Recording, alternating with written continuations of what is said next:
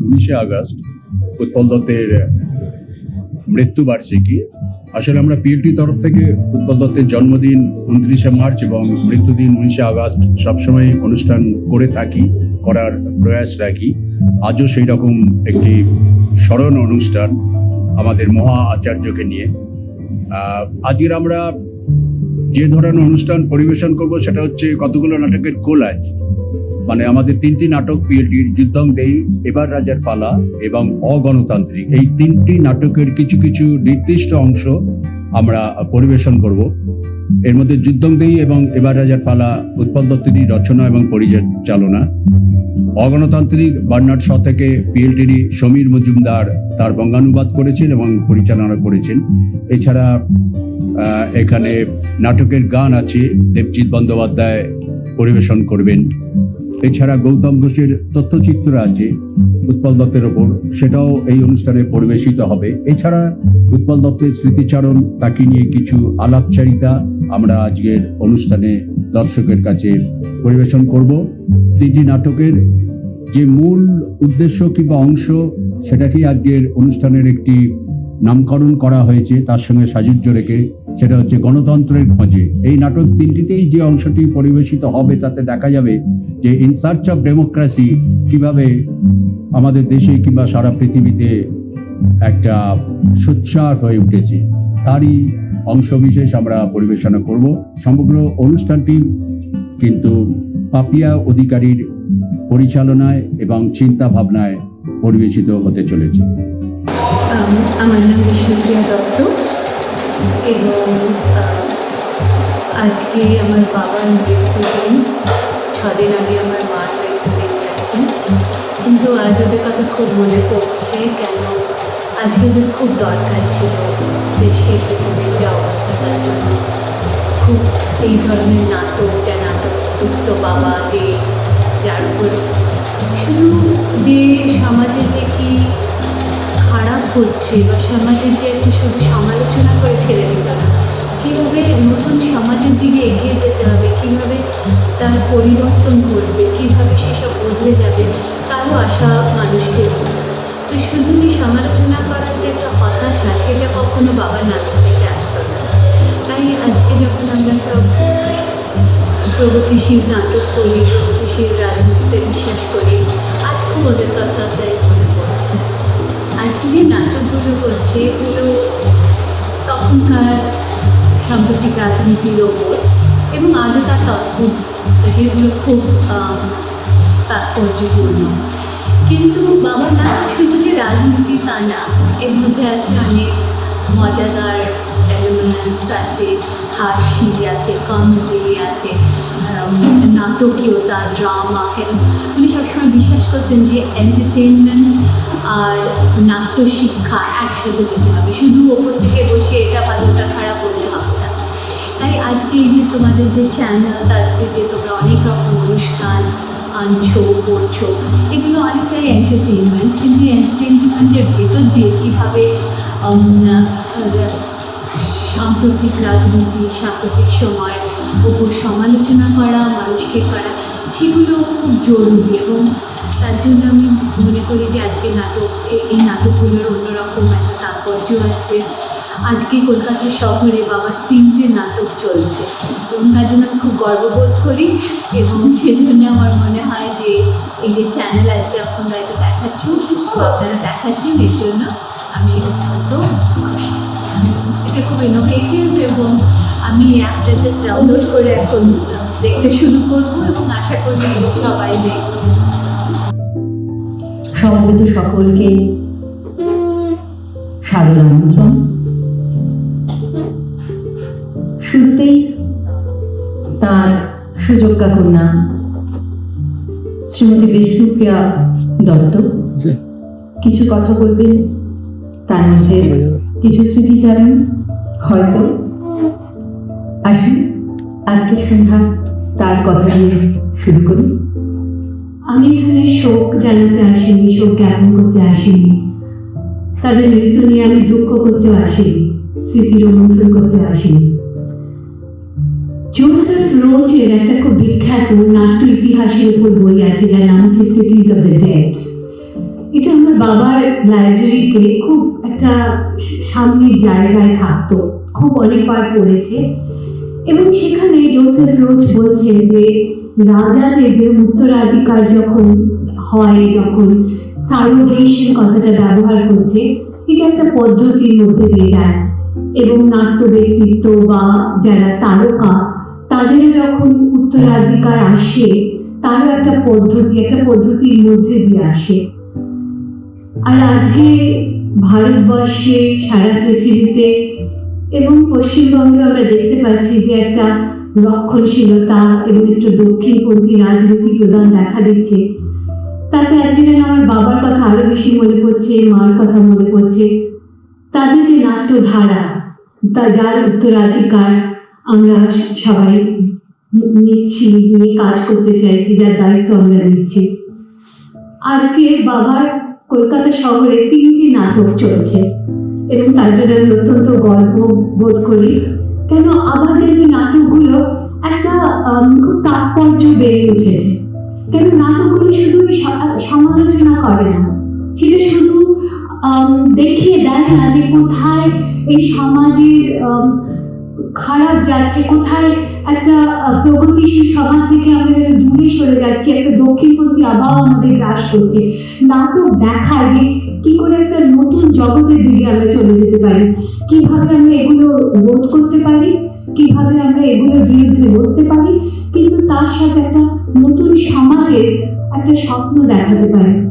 আস্তে আস্তে কিছু আমরা জিনিস পেশ করবো যেগুলো পুরনো নাটক, কিন্তু আমার আশা যে নতুন করে আবার পিএইচডি গড়ে উঠবে এই সমাজে। আর যখন এত এর দরকার, প্রয়োজনীয়তা, পিএইচডি সেটার আমাদেরকে নতুন করে নিয়ে নতুন জীবন আবার নতুন করে তৈরি করবে। আমি পাপিয়া অধিকারীকে ধন্যবাদ জানাতে চাই। পাপিয়া উৎসাহ নিয়ে ব্যক্তিগতভাবে এগিয়ে এসে দায়িত্ব নিয়েছে এবং ওকে ছাড়া আজ এটা হতো না। আমি আমার পিএইচডি যে সহকর্মী, আমার যে কমরেডস, তাদের প্রতি আমার অভিনন্দন জানাতে চাই এবং আমার মা ও বাবার উদ্দেশ্যে আমার বিপ্লবী অভিনন্দন জানাতে চাই। লাল সালাম। শুভ সন্ধ্যা। এই শুভ কথাটা একসময় উত্তরবঙ্গ পছন্দ করতেন না। উনি বলতেন যে সব কাজই ভালো। দুটি কথা তাদের উদ্দেশ্যে, যেহেতু বিষ্ণুপ্রিয়া বললেন তার মার কথা, বাবার কথা। যেদিন এই বাংলায় লেফট ফ্রন্ট ভোটে হেরেছিল, সৌরাদি সারা বাড়িতে আলো জ্বালেননি, অন্ধকার ঘরে একা নিশি যাপন করেছিলেন। এটা ভাবা যায় না। এবং তখন তিনি প্রায় জীবনের প্রান্তে এসে দাঁড়িয়েছেন, কিন্তু তিনি এতটাই শ্রদ্ধাশীল ছিলেন নিজেদের কর্মকাণ্ডে। আর উত্তর দত্ত সম্পর্কে আমার বলাটা দৃশ্যটা, কিন্তু আমি চমক খেয়েছিলাম একবার ওনাদের বাড়িতে গিয়ে। থিয়েটারে নিয়ে যারা কাজ করে তারা গানকে প্রায় উচ্ছিষ্টের আসনে বসিয়ে রাখেন। এটা আমার অভিজ্ঞতা থেকে বলছি। গান ব্যবহার করেন, কিন্তু খুব একটা অধিকারের জায়গায় রাখেন না থিয়েটারের ক্ষেত্রে। এই প্রথম কোন নাট্য ব্যক্তিত্বের বাড়িতে গিয়ে ওনার সেই ডাইনিং স্পেসে দুখানা ছবি দেখেছিলাম। হ্যাঁ, সেই দুখানা ছবি কোন নাট্য ব্যক্তিত্বের নয়, সঙ্গীত ব্যক্তিত্বের। একটি ওস্তাদ ফাইয়াজ খান সাহেব, আর একটি এবং আমরা ছেলেবেলা থেকে যারা এই উচ্চারণ সঙ্গীতের আসলে যাই, একজনকে প্রায়শই দেখা যেত, তার নাম উৎপল দত্ত।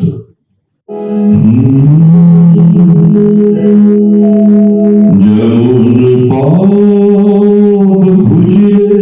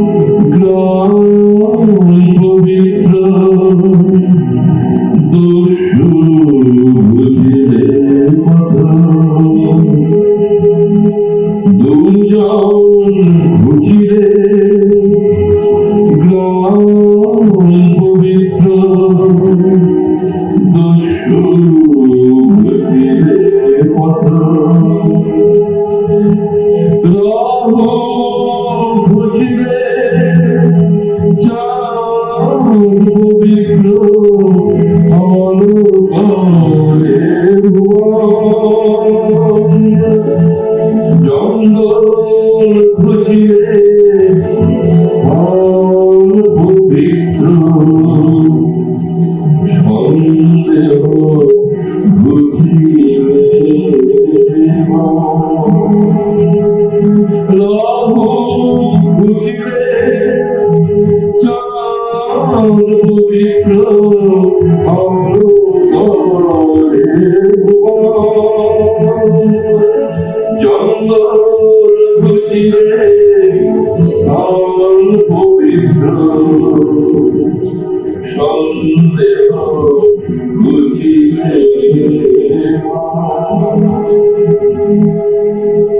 শৃঙ্খল বুঝিলে মানুষ পবিত্র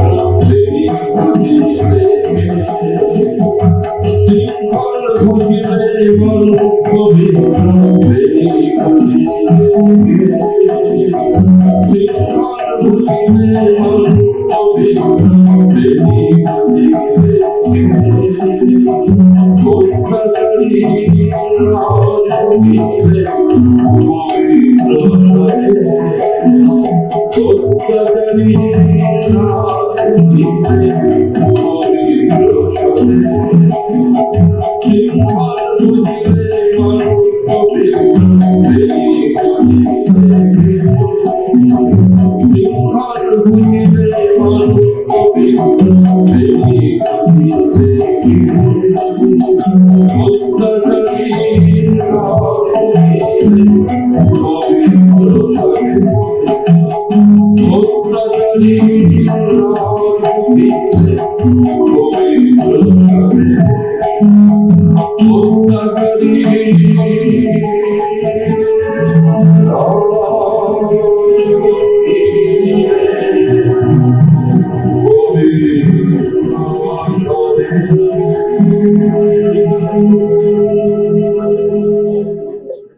দর্শনের প্রোগ্রাম হেড অরুণাবধা আছেন। অরুণাবধাকেও মঞ্চে আসার জন্য অনুরোধ জানাচ্ছি। উৎপল দত্ত সম্বন্ধে বলা ভীষণ কঠিন। তিনি নাট্যাচার্য ছিলেন, নাটকের নানা প্রান্তে তিনি যুক্ত ছিলেন, হিন্দি, বাংলা, ইংরেজি সব ভাষায় তিনি যুক্ত ছিলেন। সবচেয়ে বড় কথা, আজকের এই মঞ্চে আমাকে বলতে বলা হয়েছে, এটা একটা বিরাট ব্যাপার। শুধু ওনার জন্য সম্ভব হয়েছে, তার ব্যক্তি কারণ আমি ওনাকে ভালোবাসি। ওনার নাটক, ওনার অভিনয়, ওনার থিয়েটার, ওনার যাত্রা আমি ভালোবাসতাম। একটা লেনিনের ডাকে একটা শব্দ তিনি ব্যবহার করেছেন, সেটা আমার সারা রাত্রি কালকে ধরে চিন্তা করেছি। সেটা কি কখনোই ভিতর থেকে সরে যাচ্ছে না, যেন হার্ট টাচিং, এখন যেন শব্দটা জীবন্ত। সে শব্দটা হচ্ছে, যারা দেখেছে তারা জানেন, মরিয়া মরবে, মরিয়া মরবে, মরিয়া মরবে। এই তিনটে শব্দ এখন একে ছেড়ে যায়। আমি তার ভালোবাসার লোক। বিহারে থাকতে ওখান থেকে ছুটে এসে এলটিজির লিটল থিয়েটার রোডে থিয়েটার দেখতাম, আর ওনার যা কিছু তাকে ভালো লাগতাম। আজকে আমার ভালো লাগছে বিরাট। আজকে এটা খারাপও লাগছে, এত বড় একটা মানুষ কলকাতা শহরের নানা প্রান্তে নানা কিছুর সাথে তিনি যুক্ত। তিনি আমার মনে হয় জেলও কেটেছেন। হ্যাঁ, ভুল বলছি না তো? জেলও কেটেছেন। মাঝখানে তার নাটক বন্ধ করে দিতে হয়েছে। তিনি অনেক অত্যাচার সহ্য করছেন। কিন্তু আজকে আমাদের ভবন যদি আমরা দেখি, এর দুঃখ লাগে যে আমরা কি ভুলে গেলাম তাকে, ভুলে যেতে পারি তাকে, ভুলে যেতে পারি না। কিন্তু আমরা ভুলে বসে আছি এই কাজটা আমাদের করতে হবে। লাল সিনেমা বলার আগে এই কাজটা আমাদের করতে হবে। আমরা এত ছোট হয়ে গেলাম কেন? আমরা এত শীর্ণ হয়ে গেলাম কেন? আমরা তো বড় মাপের, আমরা বড় ধারণা, সেই জায়গায় ঠিক করতে হবে। সব সুন্দর, কথা বলছে সুন্দর, গান সুন্দর, ডকুমেন্টারি দেখানো হবে সুন্দর, কিন্তু আপনারাই বলুন না কেন আরো কিছু মানুষ যদি এখানে আসতো আরো এটা সুন্দর হতো না? সুন্দর হতো। আপনারা সুন্দর থাকুন, ভালো থাকুন।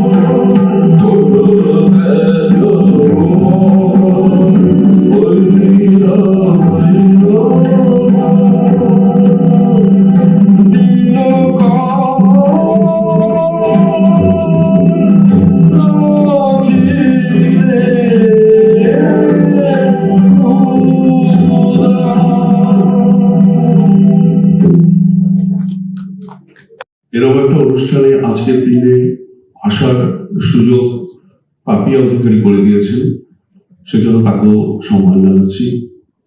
এখানে আমার আসার কথাই নয়, কারণ আমি নাট্যচর্চা করিনি, আমি কোনো কবিতা লিখিনি, আমি ইকোনমিক্স নিয়ে পড়েছি, তারপরে আমি একটা চাকরি পেয়েছি ইউপিএসসি দিয়ে। সেই চাকরির সূত্রে আমি সারা ভারতে বিভিন্ন জায়গায় ঘুরেছি এবং শান্তিনিকেতনে পড়তে পেরেছি, এটা বলতে পারি। সেই সূত্রে সাংস্কৃতিক কিছু কাজকর্মের সঙ্গে আমার যোগাযোগ হয়েছিল। এর সঙ্গে উৎপল দত্তের কি যোগাযোগ সেটাও বলি। আমার ছোটবেলা কেটেছিল বেলেঘাটায়, প্রায় বস্তি অঞ্চলে।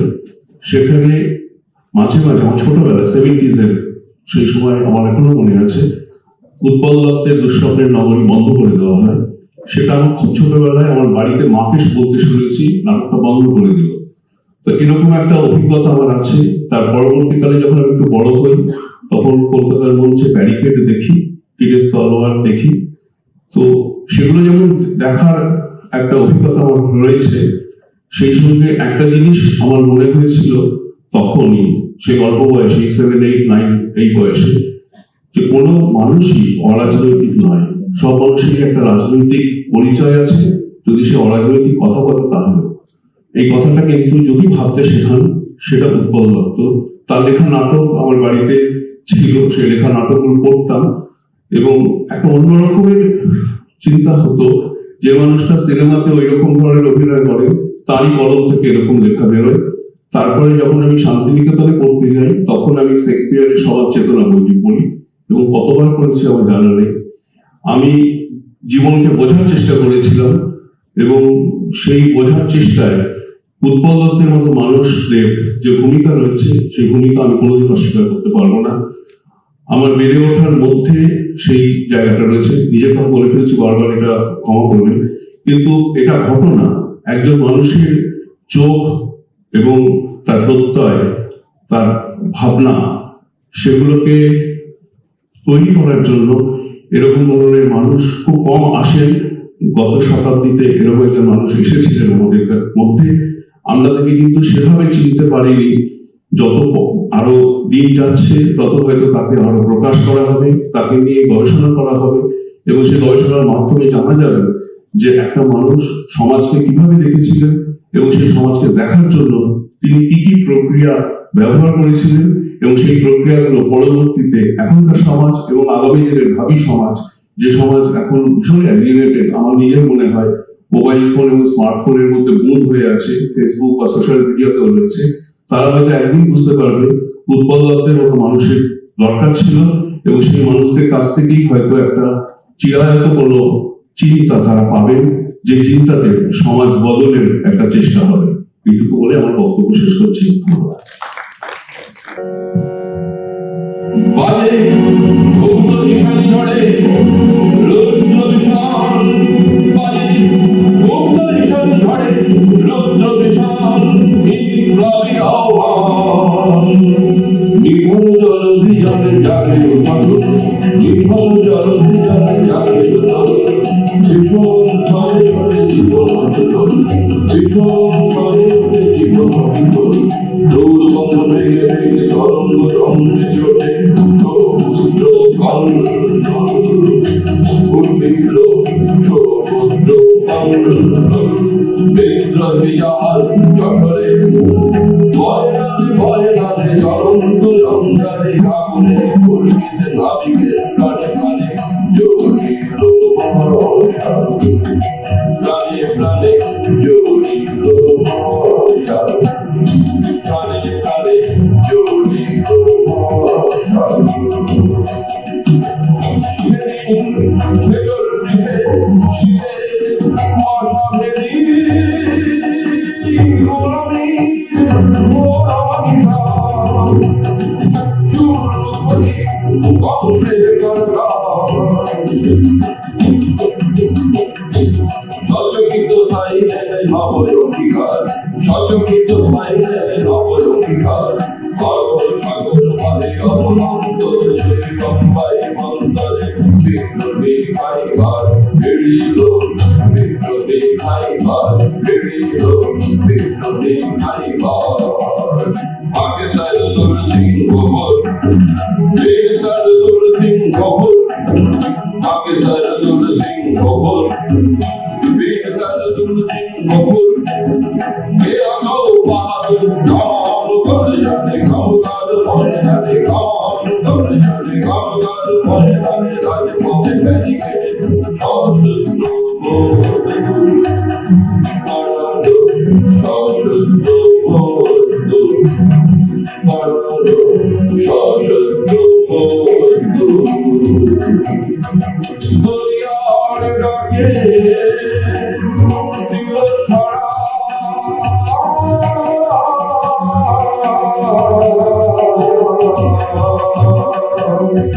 দরিয়ার ডাকে দিল সারা। মহাভারতের জনতা উত্তর দেবে, উত্তর দেবে, উত্তর দেবে, উত্তর দেবে, উত্তর দেবে, উত্তর দেবে, উত্তর দেবে, উত্তর দেবে।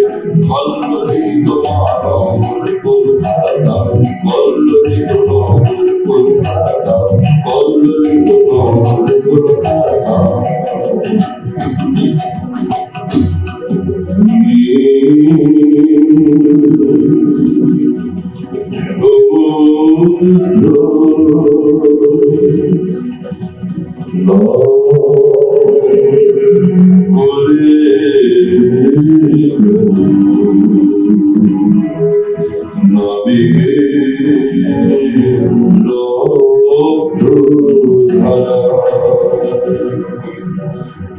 তোমরা কি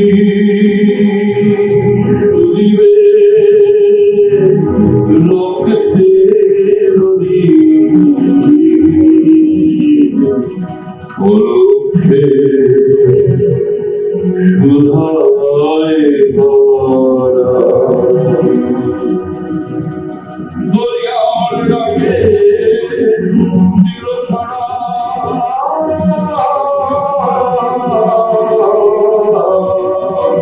দরিয়ার ডাকে দিল সারা। মহাভারতের জনতা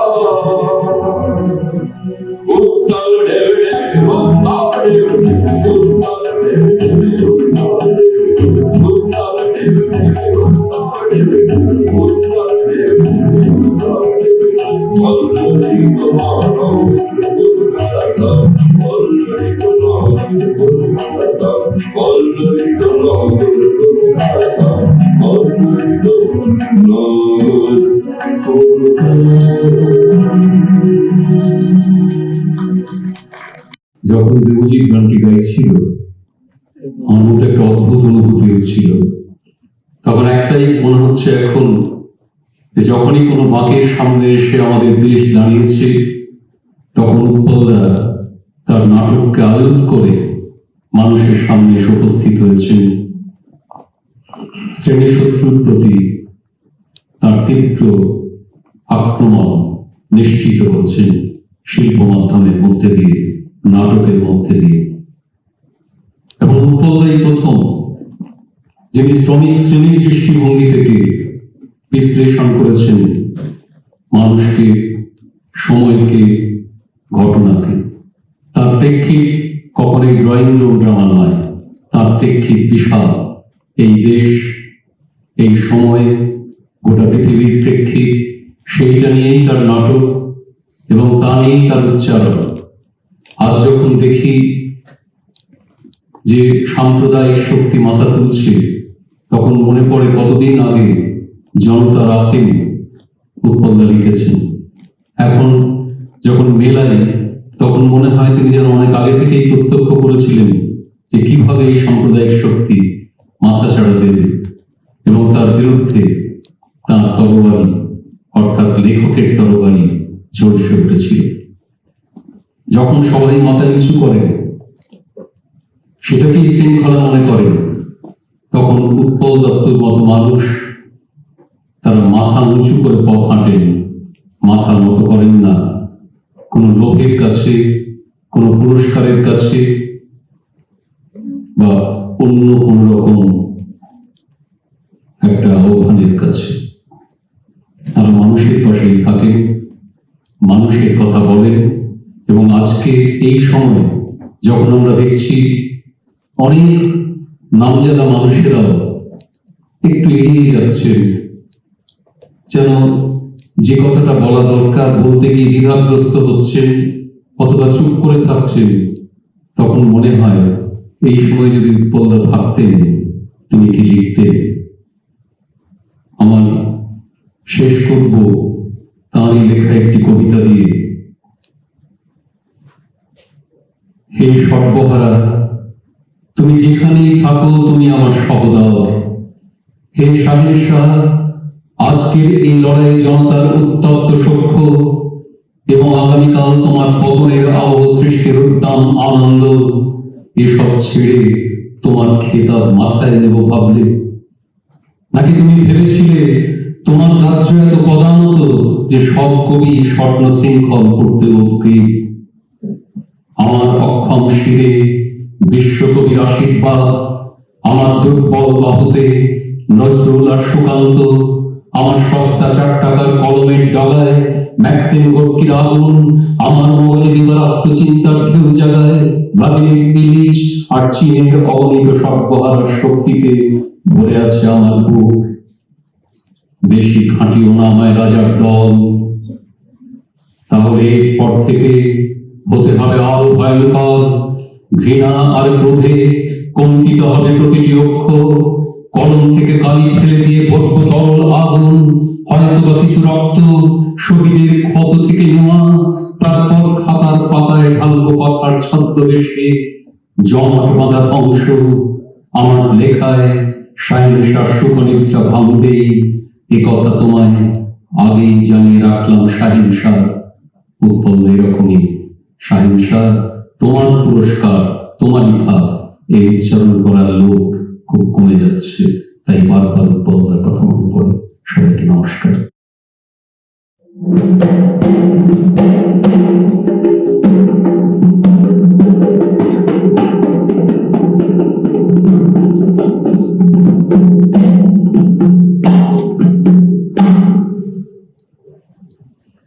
স্কুল শেষ হতে না হতেই লেনে লেনিন, মার্কস, স্ট্যালিন, এঙ্গেলস, এমনকি হেগেল, ফারবাক, কান্টের প্রমোশন নিয়ে নিয়েছেন। ছোট্ট উৎপল। কলেজে শ্রী নির্মল বসু ছাড়া, আমাদের শ্রদ্ধেয় শ্রী নির্মল বসু ছাড়া কাউকেই পাননি কমিউনিস্টের বিরুদ্ধে তীব্র উৎসার জবাব দেওয়ার জন্য। সুতরাং উৎপল দত্ত সম্পর্কে কিছু বলার আগে প্রথমেই বলা উচিত, প্রথমত তিনি একজন মার্কসিস্ট, পরে নাট্যকার, নাট্য শিক্ষক, নাট্য পরিচালক, নাট্য গবেষক ইত্যাদি ইত্যাদি। বলেছে দুঃস্বপ্নের নগরী, কে বলেছে ভয়ঙ্কর মিছিলের নগরী। হ্যাঁ, কলকাতা চিরদিন শাসকের দুঃস্বপ্ন, তার মিছিলে হরতালে আতঙ্কিত অত্যাচারী।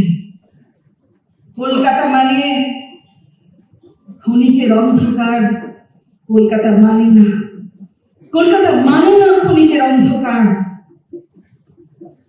সে দেখেছে আগামী দিনের পূবালী রং, এক বুক ঘৃণা নিয়ে উষার প্রতীক্ষা তার। অত্যাচারের শেষ ঘন্টা বাজবে, ঢং ঢং ঢং।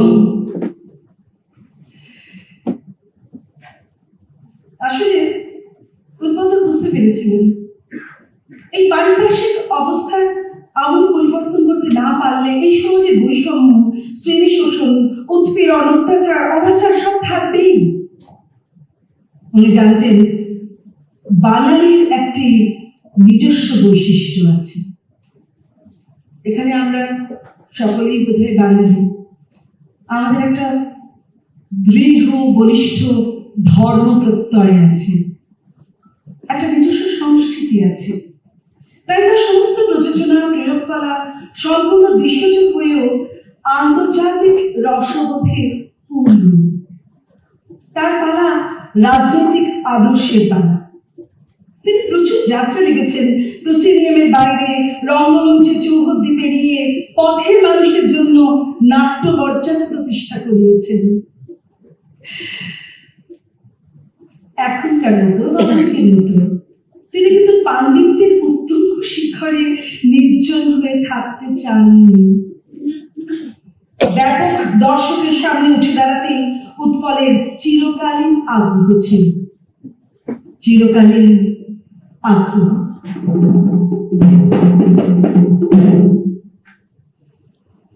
1959 সাল জুন লিটল থিয়েটার গ্রুপ তৈরি হলো। মিনার্ভা থিয়েটার লিজ নিয়ে বাংলা পেশাদারি থিয়েটারকে চমকে দিল উৎপল, চমকে দিল। অলিক অবাস্তব কল্পনাপ্রসূত নাটককে বর্জন করে মানুষ শোষণ ও তার বিরুদ্ধে লড়াইয়ের ইতিহাস লিখতে অনেক অনেক বেশি আগ্রহী হল। কল্লোলের জয়োধ্বজা উঠল, সর্বযুগের সর্বকালের ইতিহাস রচিত হলো। সরকারের বিরুদ্ধে নাটকের তরোয়াল ব্যবহার করার ফলে উৎপল দত্তকে শাসক দল গ্রেপ্তার করলেন, জেলের ভিতর লিখলেন কঙ্গোর কারাগারে। অন্যটি লৌহ মানব। দিনটি 7ই নভেম্বর, স্টালিনের জন্মদিন। পরবর্তীতে এবার রাজার পালা নাটকে উৎপল কারাগার নিয়ে ব্যঙ্গ করলেন। সেখানকার রাজার আসল রানী সন্তানহীন। সারা দেশে রাজার ছড়িয়ে আছে 39 জন জারদ সন্তান। রাজার ইন্তেকাল হওয়াতে যাত্রাবাড়ির বঙ্গ লেখাপড়া জানে না, কিন্তু অন্য সবকিছুতে খুব দরদ। আমি আনুষ্ঠানিকভাবে গোপীনাথ সেন্ট্রাল জেলের উদ্বোধন করলাম। এই জেলে 18,000 বন্দী সুখে সমৃদ্ধে বসবাস করতে পারবে। জেল হচ্ছে সেই মন্দির যেখানে এদেশের সুপ্রাচীন ঐতিহ্য বাস্তব পেয়েছে। এই যে এদেশের সাম্প্রতিকতম নিদর্শন উন্নয়ন, যে সহস্র সহস্র কয়েদি একসঙ্গে স্নান করে, একসঙ্গে উদয়াস্ত পরিশ্রম করে, একসঙ্গে খায়, মাইনে চায় না, বোনাস চায় না, দিয়েও চায় না, উপরন্তু প্রহরী লাঠিকে অবনত বস্ত্রকে মেনে নেয়, উপরন্তু কয়েদিদের জন্মজীবন নেই। সুতরাং জেলে তারা সন্তান উৎপাদন করতে পারে না। সুতরাং এখানে পরিবার পরিকল্পনার যে ব্যাপারটা সেটা সফল এবং সার্থক। বন্ধুগণ, এই পুরো দেশটাকে জেলখানার অনুকরণে ফেলে সাজান।